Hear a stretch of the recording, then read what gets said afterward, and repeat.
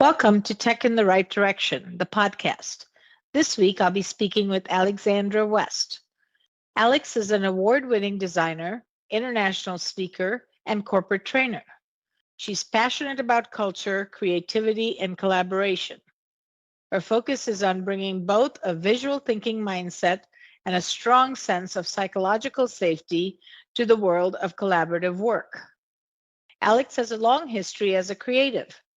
After earning her degree in art history from Emory University, Alex spent her early career in commercial and nonprofit art galleries. She then spent a decade managing large-scale software implementations for Fortune 500 HR teams before leaving corporate America to return to her creative roots.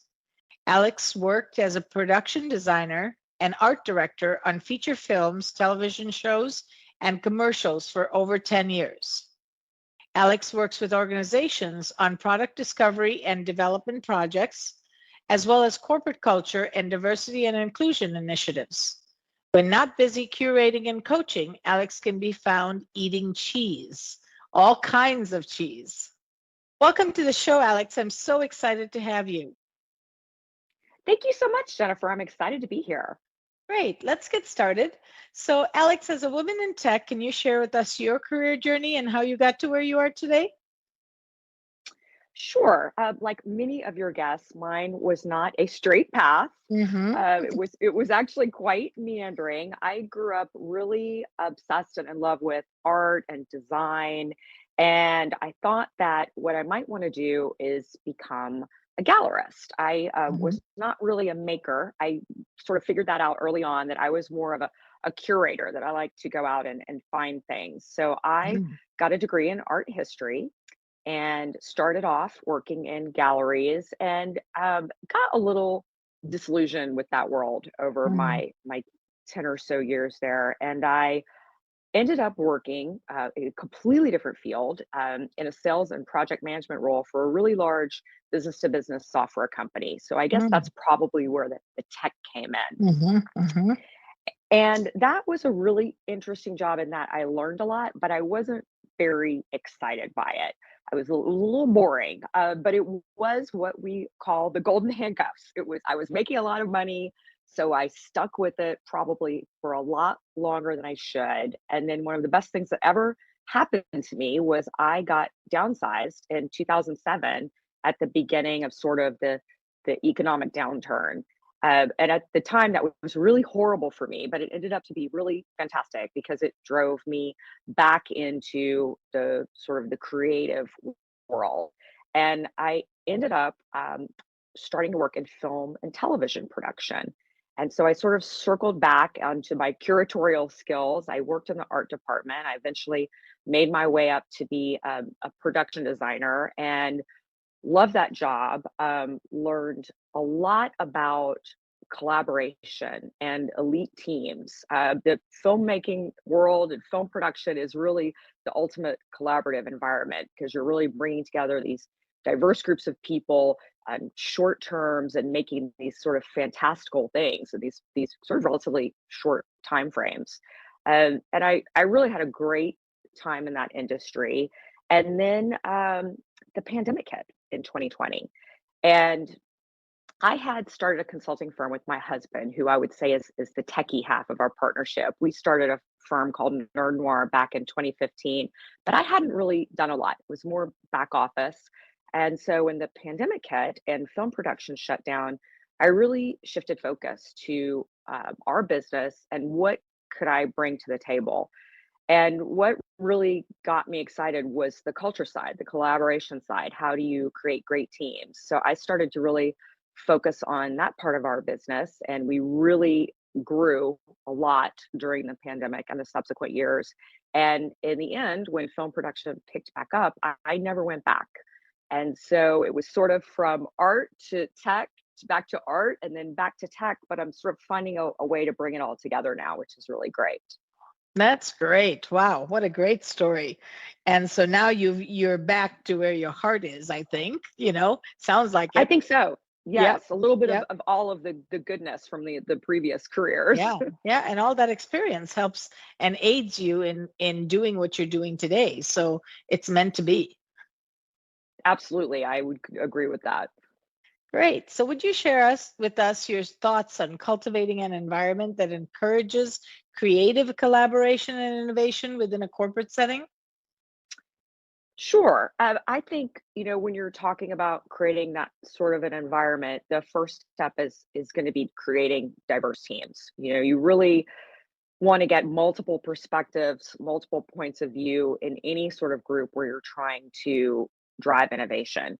And I think once you have those people together, the most important thing to focus on is really creating an environment of psychological safety, an environment where it's okay for people to share their crazy ideas, where it's okay to disagree, to challenge the status quo, and really, and maybe most importantly, where it's okay to fail, where experimentation is encouraged and where people really feel like they can try things and really work with each other to come up with things that are new and maybe risky and drive what's going to be new and what's going to be different from what's already out there.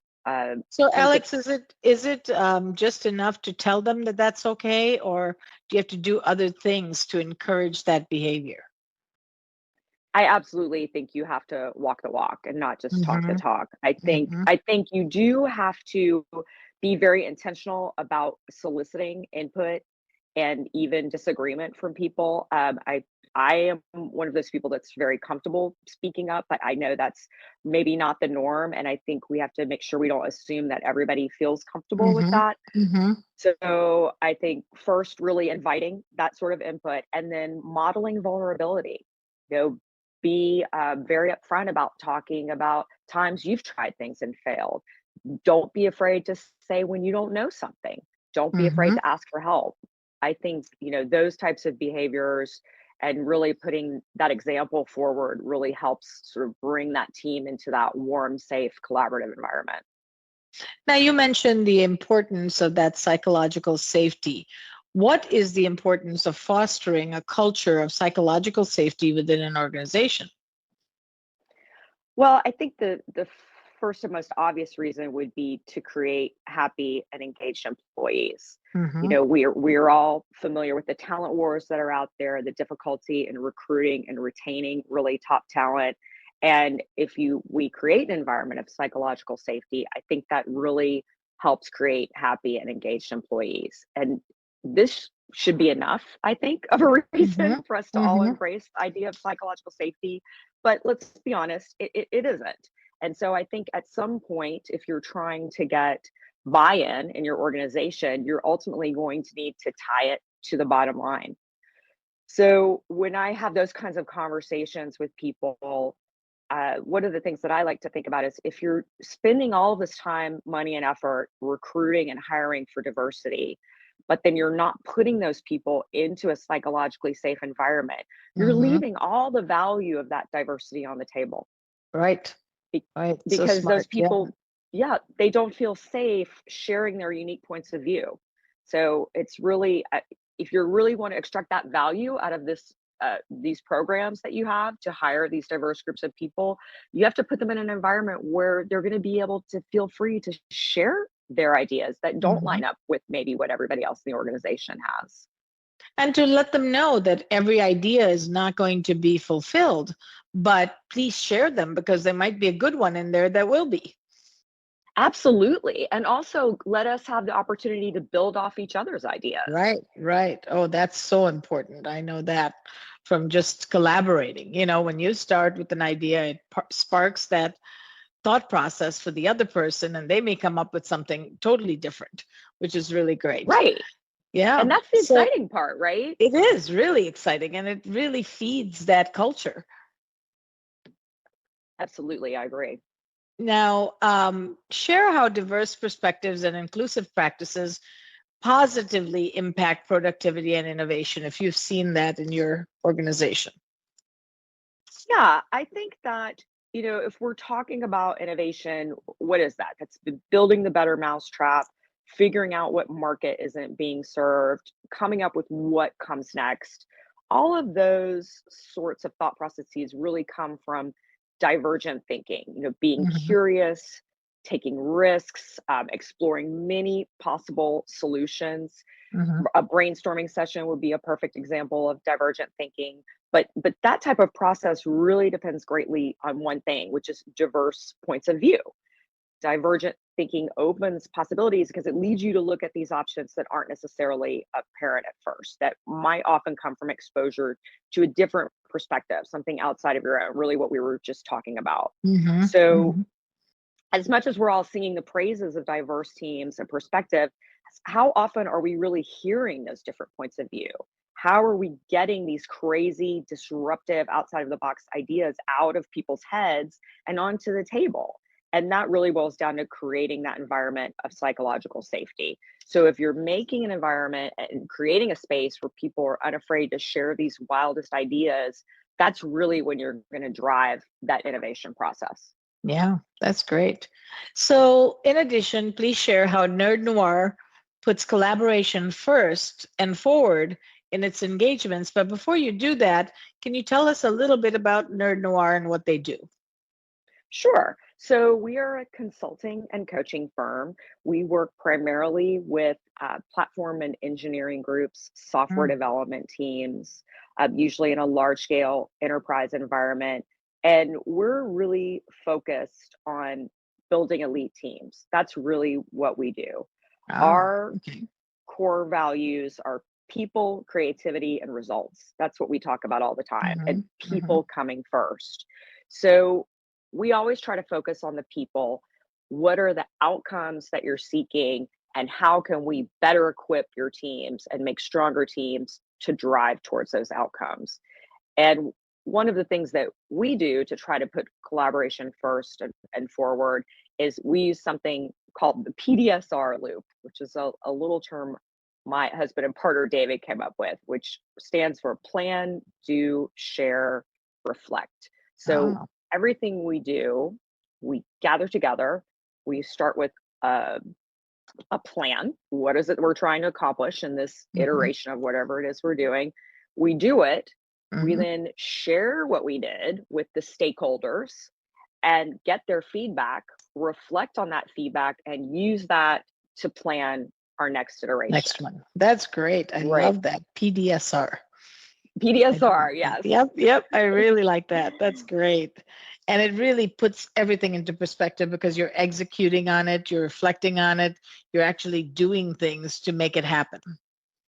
Right. It's a feed, it's a forward. Sorry, I would like to restate. Okay. It is really a forward feedback loop. So you're constantly getting feedback and then feeding that forward into what you do next. So it really focuses on that experimental mindset and iterating with feedback and collaboration throughout your entire process. That's so important. So share with us some of the challenges, benefits, and lessons learned from your transitioning careers and how you've taken those lessons and built the practices you use today. That's a great question. I think Hmm. I'm really fortunate in that I've gotten to work both in the art world, really very creative industries, and also corporate America. Because I Hmm. think one of the things that's made very clear to me is that there is a place for rigor and there is a place for creativity. And Hmm. it's really important to know what space you're playing in at any given moment. At Nerd Noir, one of the things we always say is consistency where it matters. Mm. So certain things we know have to comply with rules. Certain things need to be repeatable, but other things, more creative things, should be wildly freeform. And if you're working towards innovation, you need to have that space to play, that space to be creative, that space to take risks and do things that are maybe a little outlandish in the moment. But you have to balance that obviously with the business side of business. And I think that's really something I've taken away from all the twists and turns that my career has taken. And it relates a lot to in letting people work in the way that suits them. consistency where it matters. And outside of that, be an individual, bring your full self to the job, and show me another way to look at it. Show me another way to do it. That's great. I love your thinking. This is so refreshing, and consistency where it matters. It's so critical, not just consistency just for the sake of consistency and doing that everywhere, but where it matters really makes the difference, right? And so, Right. wow, really great. I love that. Right. Oh, well, thank So you. Yeah, you've learned a lot through your lessons learned, and you're putting them into practice now, which is great. I love that you're taking that, and it's like reflecting on it and saying, okay, what do I do to make myself better? absolutely. Continuous improvement is something we can take Yes. out of the software design space, put it into our own lives, our own Yep. careers. Yep. It's definitely a goal. I hope to practice it. I'm sure I don't every single I'm day, sure you but do. it's certainly a goal. No, but that's great. Continuous improvement is something we should all live for, right? Learning and growing Absolutely. every day is really why we are alive. And if we continue to do that, it's only going to be good. Absolutely. I totally So, agree. this podcast is focused around bridging culture, pay, and employment gap for women in tech. What are you seeing in the industry from your lens today for women? And just to give a perspective around, is it growing? Is it getting better? Is it getting worse? What do you see? Well, I think there's a lot to be hopeful around, Hmm. a lot that Hmm. makes me excited. I think one thing that I've noticed over the years is I see a lot more focus on women being very deliberate about helping other women, Yep. very Yep. purposeful mentorship, peer networks, really what I see is people being very intentional about Hmm. wanting to support other women on their way up. I know that I had a lot of very key female mentors in my career, and I certainly try to pay that forward. That's great. And I think that that is just a really amazing thing to see. The other thing that I find really inspiring when I work with younger women is that they really say no more. They don't settle. Hmm. They don't put up for It with a is lot of so true. things, right? I think Hmm. that I can look back earlier in my career and see so many things that I put up with that were disrespectful, but downright painful, and it was just kind of the quote unquote cost of doing business. And I think that the generation that's coming up now has much more of an ability to push back, shut down bad behavior, ask for what they deserve, demand respect. And that's so inspiring and just gives me so much hope. I agree So, completely. You hit the nail on the head when you said, our generations were so used to saying yes to everything and not yep. even thinking through it. We'd go do it and then find out that it wasn't a good thing, right? But they are so smart, the newer generations, the younger generations, is that they'll say no right off the bat, and they will command that authority to be able to tell why. Why don't I want to do this? They don't just say no and go on, but they'll Hmm. explain. And I think that's Hmm. so critical, so critical. Yeah, it makes me feel very optimistic, and it's Hmm. really inspiring, and it also it has to make you feel proud in a little bit of a way, because I feel like we've all tried to pave the way to get there, and certainly I try to encourage women to do those things, to demand what they deserve, set One of the things that boundaries. I've said all the time is that women lack confidence. But I think these newer generations are coming through the business world and they are confident. They are, determined to succeed and they are not afraid to ask. So that's really very hopeful and optimistic. I agree. Yeah, I think that's just so key. And I think, clearly we have a long way to go. We still have a pay gap. We don't have great representation in the C suite. We Hmm. don't have Hmm. great representation on boards. We're Hmm. getting, less than 3% of venture capital Yep. funding Yep. goes to female Still that founders. So number. Yep. there's a lot of ground to cover, but I do think there are a lot of signs of hope and a lot of things to be really excited about. And I always say, and I'm sure my listeners will remember this from other podcasts, is there's a special place in hell for women that don't help each other. It's so important. Absolutely. Yeah, so It is important. And I'm glad you're incredibly seeing that. important. Yeah, I'm glad you're seeing more of that. I love that. So what advice would you give women today to ensure that they would have a successful career? Any just So lessons learned that you say, wow, they need to think about this because it helped me? yeah, one thing that I have learned, I'm going to say the hard way in some Yep, yep. instances, and one thing that I always tell people I work with is that every day we are training people on how to treat us. The Mm-hmm. way that we treat other people, the behavior that we model is going to impact on how people treat us. So it's I a love that. two-sided coin. On the one hand, I always say be nice to everyone. Mm-hmm. Some people are out there just kissing up to people that are maybe Yep, their boss or can give them something or get them a leg up. You don't know who you're going to work with down the right, road. You don't know right. whose assistance you're going to need. Be great to everybody. Mm-hmm. But the flip side of that coin is, as we were just talking about, set boundaries. Mm-hmm. Get the respect you deserve. Don't do things you're uncomfortable with. Don't do things you're not getting paid for. Right. Because if you start doing it, once you start doing that, That's the people are pattern. going to expect that from you. Mm-hmm. Yep, Yes, that's right. yes. If you don't want to answer text messages after 9 p.m., don't. Don't do Don't it. do it. Yeah. Don't make it like somebody else is making you do it, because you have to set your own boundaries, and they will start to respect it when they realize, oh, she does not text me after 9 p.m. Then I know I'm not going to text her. Right, Yeah. exactly. So we're constantly setting those expectations. And I think that's really hard, especially when you're earlier on in your career, because as you said, you want to be the person that's easy to work with. You want to Mm-hmm. say yes to everything. Mm-hmm. And you can't, because you'll just get run over and you'll burn yourself out. Right, right. And then they have no regard for you because they'll just keep pouring out more things on you.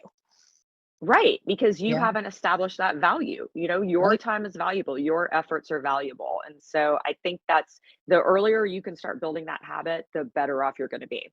Completely agree. Great advice. So be nice to all, but set your boundaries so that uh, people understand who you are, what your values are, and they start to respect it.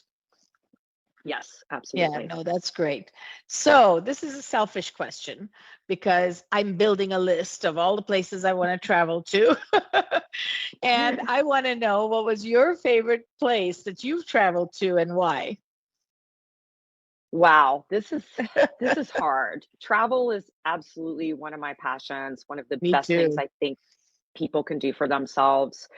Um, I love a lot of places, but I would have to say the place I'm dying to go back to is India. Ah, okay. And I It's not think on my it's a list. I'm really, going to have to add it. India is amazing. The people, first of all, are fantastic. I love the food. The culture, the art, and the architecture is so incredibly rich. But I think one of the reasons that it's my favorite right now is because how completely different it is from my day-to-day life. And I think that's Mm, what's so great about travel is just really immersing yourself in a completely hmm. different environment, I love that. going Yeah. back to exposing yourself to these different viewpoints, different perspectives, because then that just opens you up when you return back to your day to day life to look at things differently and to think, oh, maybe that isn't the way we need to do that. Maybe there are other ways to do that. So it's such a rich country in terms of giving you that different experience that I just would love to go back there again and again. When did you go? When did you go? So I went in 2017 for about Okay. 3 weeks, and I have been dying to go back since the minute I got home. It was just, Nice. Nice. it's such a vast and varied country. You can barely scratch the surface in a few weeks. Did you But go with somebody or did you go by yourself?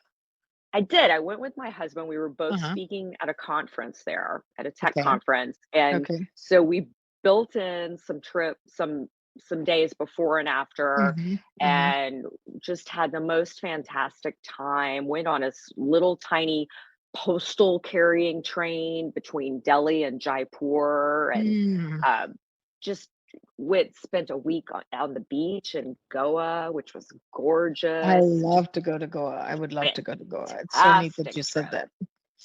Yeah, Goa is Okay. amazing. That is Absolutely amazing. gorgeous. So yes, add it to your list. It is fantastic. I will add it to my list, definitely. We just came back from Portugal and had an amazing time. So that's one I would recommend to you if you are looking for a place to go to. I don't know if you've That been is there or not, actually on but my list. oh, okay. If you're ever going to go, let me know. I have a great itinerary and lots of great restaurants and just experiences that I can share with you. So that would be Oh, great. you're speaking my language right now, Jennifer. So I wine, love that. That's wine and why I asked food. because, Yes, you really want to get it from somebody that's been there. And I don't like to share it before I've experienced it because maybe I don't like something. And so then I don't share that. But yeah, I'm happy to share. making a note. You're going to hear from me. Great, great.